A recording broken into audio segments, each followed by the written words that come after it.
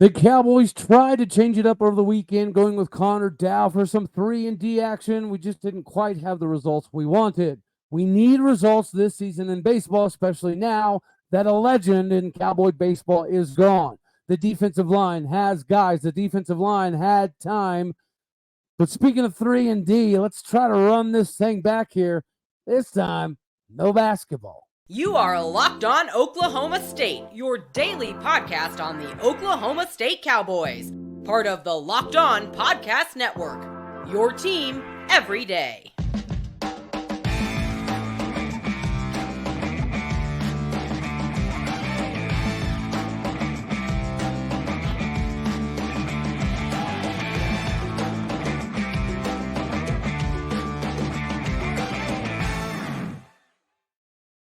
Howdy, y'all, and hello, all. Welcome back to Locked On Oklahoma State, your daily stop for all things Cowboy and Cowgirl related. My name is Cody Stovall. I want to thank you kindly for stopping by. You know, we're available on all of your podcasting platforms, visually as well on YouTube. Find me personally on X at All Day O State. Today, we're brought to you by FanDuel. Make every moment matter more with FanDuel. Every customer gets $150 back in bonus bets right now when you enter the promo code Locked On. Go to FanDuel.com/LockedOn. $150 back in bonus bets right here, right now.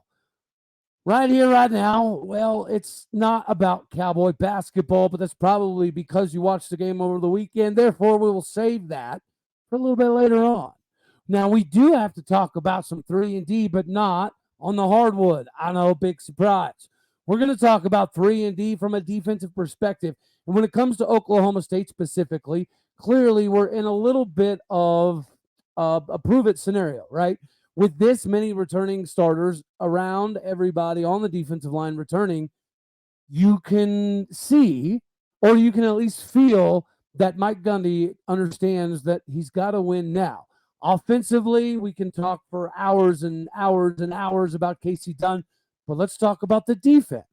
Because defensively, if we can take everything that we did do that was very, very good, and then we can find a way to get a little bit more statistically, I think it'll make a whole lot more sense as to why we decided to let Greg Richmond take his talents elsewhere while bringing in Paul Randolph. All right, so when you think of Oklahoma State this past season from a Big 12 perspective, we did some things. We were number one in the Big 12 in forced fumbles.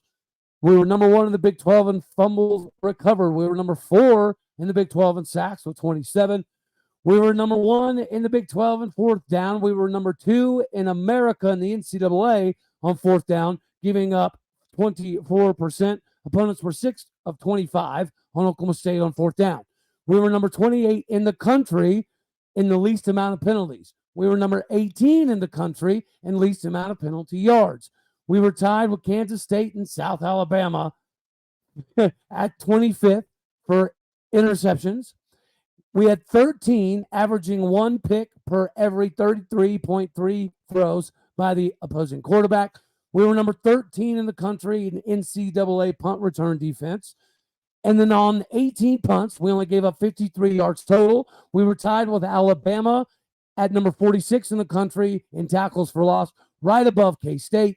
We were number 24 in the country in turnovers gained, right behind K-State, who was number 22. So clearly we have talent. We do excel sporadically in certain statistical departments that definitely verify that we've got some certified dudes. But the new news of Paul Randolph coming to Oklahoma State to replace Greg Richmond tells us a lot of things. But him bringing his 2 decades worth of dominant defensive line experience is a clear indication that there is a missing ingredient here, and the missing ingredient, according to Mike Gundy and his staff, appears to be on defense. Now, whether you wholeheartedly agree with that or not, the fact of the matter is, I think this does put a stamp on the understanding and emphasis that winning in 2024 is likely the most crucial time in Mike Gundy's tenure. Just like last year, there was such tumultuous feelings happening that it was one of the biggest turnarounds we would have ever needed to see. Well, we got that. So we do know that even when things may not necessarily be looking the best, crazy things can still happen. And Mike Gundy can, in fact, rise to the occasion, especially when there's a little bit of a challenge coming along the way. This is going to be a challenge. Make no doubt about it. Everybody who's not used to being in the hunted position is typically more comfortable being the hunter, right? And Oklahoma State is no different. When we're expected to do next to nothing, that is traditionally when you will see us do a lot. Now, the years that all of the projections have been for Oklahoma State to make massive runs, we either have the exact same record as the year prior or we have a worse record. That is the MO of Oklahoma State thus far after a very big season. Now, 10-4, it's a pretty big season. Playing for a Big 12 title, pretty big season. You won your bowl game. I know that we can go on and on about the shell of a team that we played, but that was the team that was presented. And Texas A&M, they had a lot to play for in regards of showcasing their potential skills for the new staff, new coaches. But this capitalization moment for Mike Gundy, to me, is being visible here. His next move being crucial is pretty visible here by tying down one of these defensive linemen savants that can take the talent that we do have clearly to another level, because as we'll get to next, you can have certain statistics that are good, which reflects typically individuals, but overall you can still not have the right product that you're putting on the field, right? But before we do that, I do have to remind everybody out here, just like Mike Gundy needs to capitalize, just like Mike Boynton's really in a capitalization moment, as is Josh Holliday, you are too. With FanDuel, you can get in on the action and capitalize the gains that you can put in. Our new customers get $150 back in bonus bets, guaranteed, when you just place a $5 bet. Again, that's $150 back in bonus bets, win or lose. You know the app is safe, secure, and super easy to use. There's a wide variety of things that you can bet on, whether it be overs, unders, same game parlays, who's going to score more points, touchdowns, Super Bowls, Heisman Trophy, and more. Go to FanDuel.com/lockedon. Go there today to make your next bet your best bet with FanDuel.com/lockedon. Go there now, because FanDuel is the official partner of the NFL. All right. So we'll dive back into, we just went over statistically, individually, we know we've got some dudes, as evidenced by some of the postseason awards. But on top of all of the gray, sometimes there's areas where we clearly need to get considerably better. All right. So it's not always about, the stats that we just went over that equal you're being very successful. It's sometimes the other stuff that is the clear indication of the missing ingredient. The other stuff, like our third down defense, right? We're circling back to 3-and-D. Our third down defense was atrocious. We were horrendous. We were 13th in the Big 12 on third down. If you're 13th in the Big 12, that probably means you're typically hovering in the 90s, sometimes worse range. Well, that would make sense here. If you cannot win on third down, all the other stats are obviously going to suffer. Naturally, because that's more time on the field, which leaves the D more susceptible because they're significantly more tired. First down defense is also not very great for Oklahoma State. Number 6 in the Big 12 traditionally means you're floating in the 60s range, which means your defensive line is not creating enough havoc to make it difficult on the opposing quarterbacks to find the right areas. And then it makes second and third down much more manageable for them. When you're letting your first down opponent get 6, 7, 8 yards, clearly what happens the next 2 downs are going to be a lot easier. Everybody knows that 3rd and 15 is a lot more difficult traditionally than 3rd and 3. We are so bad on 3rd downs, partially because we're so bad on 1st downs. It makes 2nd down somewhat insignificant. The 3rd down number speaks for itself, of course, but it's typically a direct correlation to what happens on 1st down. And if you don't have enough success on 1st down, it's going to be pretty difficult for you to have success on 3rd down because they're playing with short fields all the time. It's not just always about the number, because we know that our passing defense was not good. It was pretty dreadful. All right, that's probably more fair. Okay, but if the defensive line isn't getting enough pressure, then that number again speaks for itself. If all of your pressure is coming from your linebackers and your safeties, then that's going to leave gaps in the middle of the field. And those gaps were what was exploited on us more often than not. So when you have the dudes, but the dudes aren't getting in the backfield fast enough to give the rest of the D better chances, then you end up where we did. In some areas where we have pure crazy talent and ability that shine through, like Nick Martin's 140 tackles. But overall, you've got to deal with that lackluster accomplishments. So if we know that the KISS method was beneficial last year, so, okay, let's simplify again. Coach Brian Nardo seems to like simplification, as does Joe Bob Clements. If you like the KISS method, and Paul Randolph is so old school, he's bound to love it too. We need to stop being outside the top 50 in so many categories. Number one is rush defense. You cannot be outside the top 50 in rush defense. We've got first team, all Big 12 linebacker, and All-American snub Nick Martin. Collin Oliver's ESPN top 100 for a reason. Kendal Daniels has NFL just oozing from every single orifice on him. We just got to find a way to combine 2022 and 2023 for Kendal Daniels. We all remember 2022. He was like that heat-seeking missile that would fly over the lineman. He would miss his guy a decent amount, but he was that nonstop heat-seeking target. And then last season, he was asked to do a lot cerebrally that was different. And maybe it was a little bit of a hindrance. So maybe this year, scoot him up a little bit more, let him attack a little bit more. Trey Rucker is great in what? Run support. Pretty rough in coverage. Let him attack.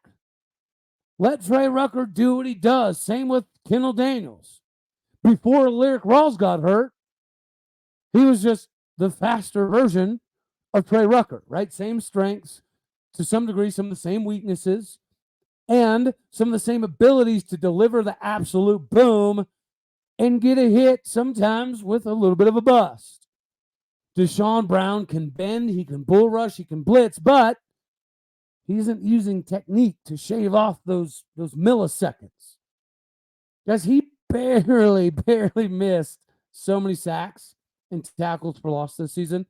Like if you go back and just look at it from a film perspective, he legitimately gets his fingertips on the opposing quarterback so many times, but obviously it didn't always equal what you wanted it to, whether it be sacks or tackles for loss. Paul Randolph is here to find out why and fix it. Justin Kirkland and Colin Clay did great at clogging up the middle and just kind of, eating up the AOs. And it allowed guys like Xavier and Trey and Nick Martin to kind of go crazy and have some fun. But this year, they're going to be asked to do more. They're going to be taught to do more. This time around, they're not just going to be asked to control an area of operation. This time, you need to dominate an AO while also shedding this baby back Bush League offensive lineman that has awed me to get my stuff together and get to the quarterback with some pancake syrup, not sauce mixed in there as well.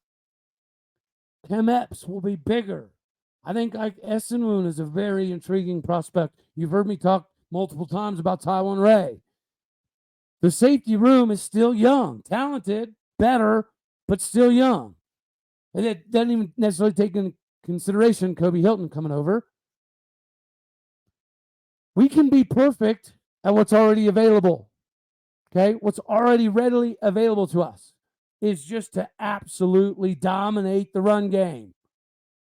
Be aggressive, right? The old cheerleader thing, be aggressive, because you can be really good at these individual stats sporadically, but it doesn't mean you have a well-rounded defense. And all of these stats that we're individually great at, we would as a team be better at if the defensive line got more pass rush, got in the backfield quicker.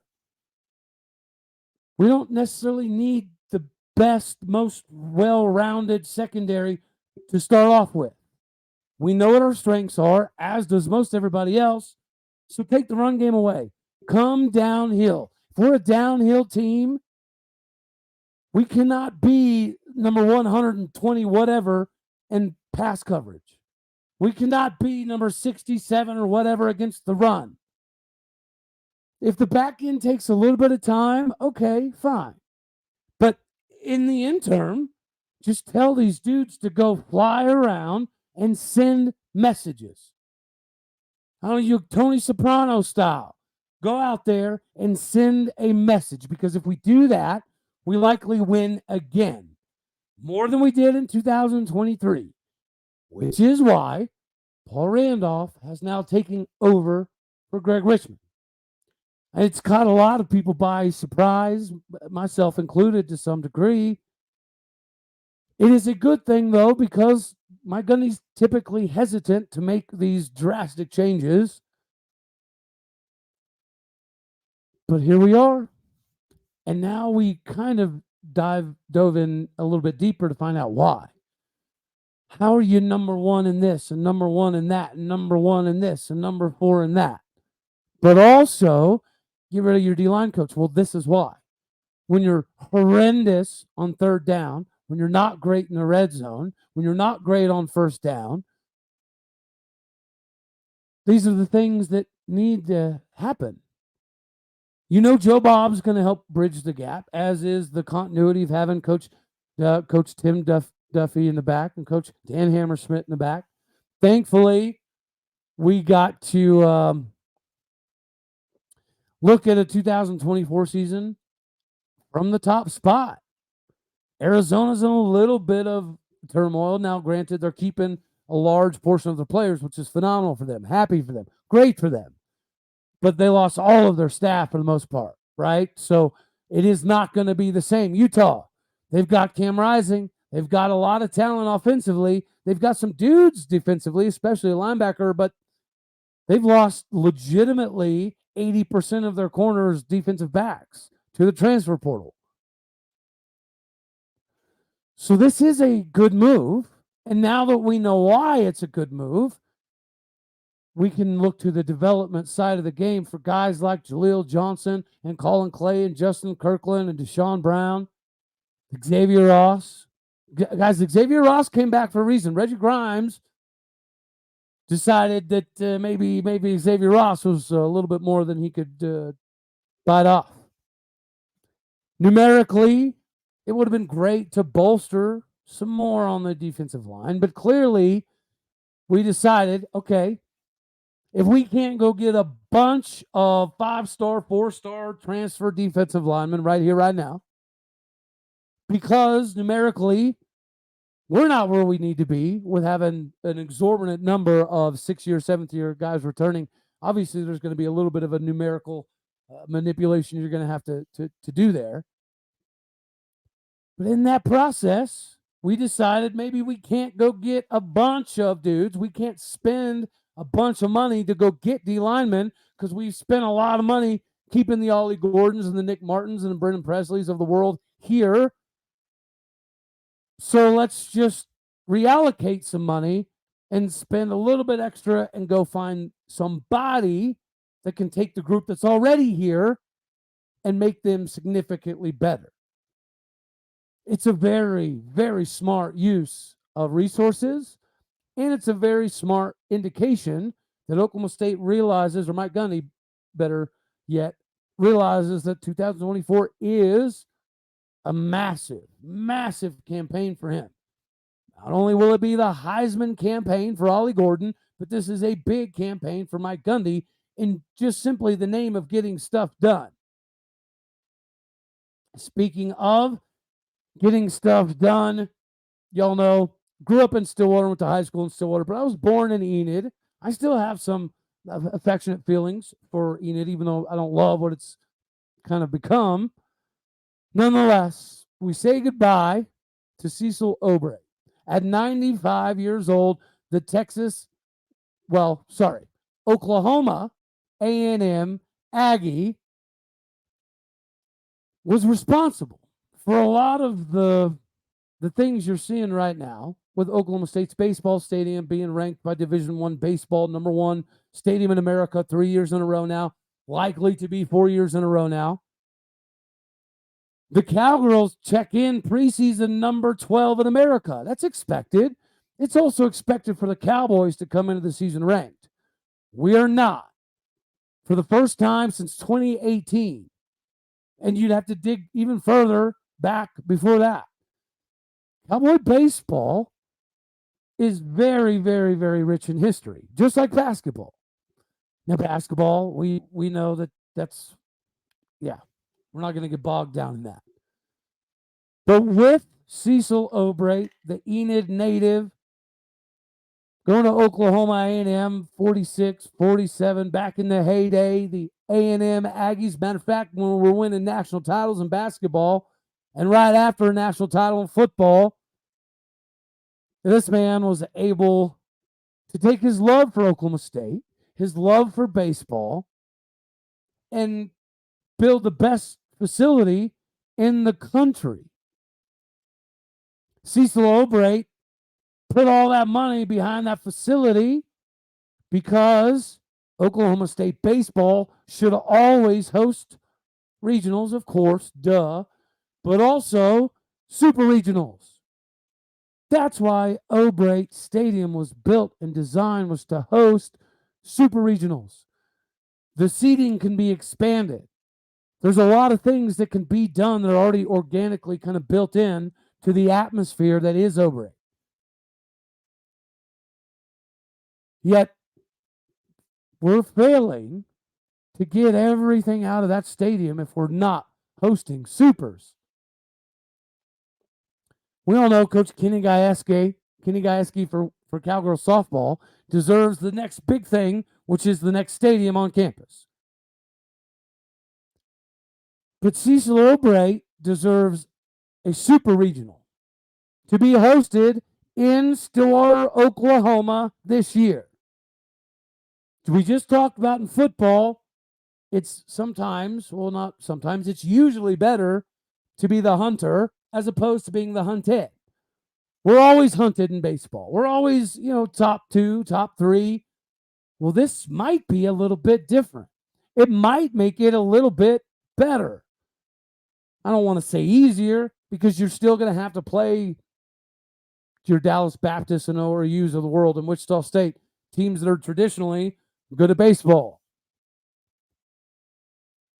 But we want super regionals.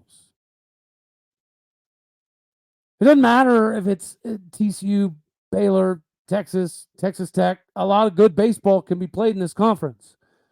But it matters for not if you can't host supers, because if you can't host supers, your recruiting is inevitably going to drop a little bit. This was a capitalization season for Mike Gundy. He found a way to pull it off and make it happen. It's a capitalization season for John Smith, and thus far he's pulling it off. He's making it happen. It's a capitalization season for Mike Boynton. That check mark seems to be going bad.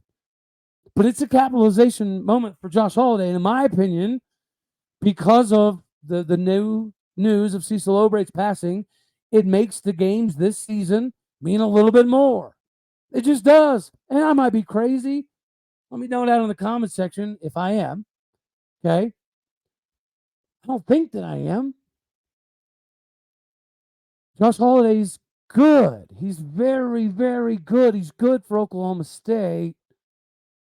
But it's also good for Oklahoma State and Cecil O'Brate for that stadium to host a super regional. So the only way that happens is if you have a good season and you win your regional.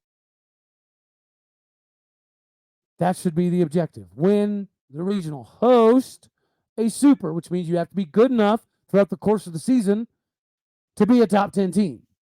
We're not even in the top 25 right now. So we got to start chopping away as soon as baseball season starts to get into that rankings, to chop away at becoming one of those top 8, top 16 seeded places. Oklahoma State baseball should always host a regional. No questions asked. We should usually not only be hosting a super regional, but you usually host a super because you're one of the best teams in America. You're usually hosting a super because you're good enough to go to Omaha and do something. Hopefully we can honor Cecil O'Brate this season with that experience. I hope it happens. Softball, obviously there's going to be a lot of talk about Kelly Maxwell, but we've got some capabilities here still. We can beat them. If it's for a Big 12 title and a Big 12 title tournament style of game, we've proven we can beat OU. So maybe this sparks us a little bit more. I know they've got all of the talent, but maybe this is more inspirational for Coach Kenny Gajewski and the Cowgirls this year as opposed to last year. I don't know. But I do know that's all we're going to have for this one right here. You know I love you. As always, God bless. Go Pokes, and thank you for tuning in to make this your first listen. Here on Locked On Oklahoma State, you could be anywhere. So happy you choose to be here. All righty, y'all. You know the drill. Later, taters.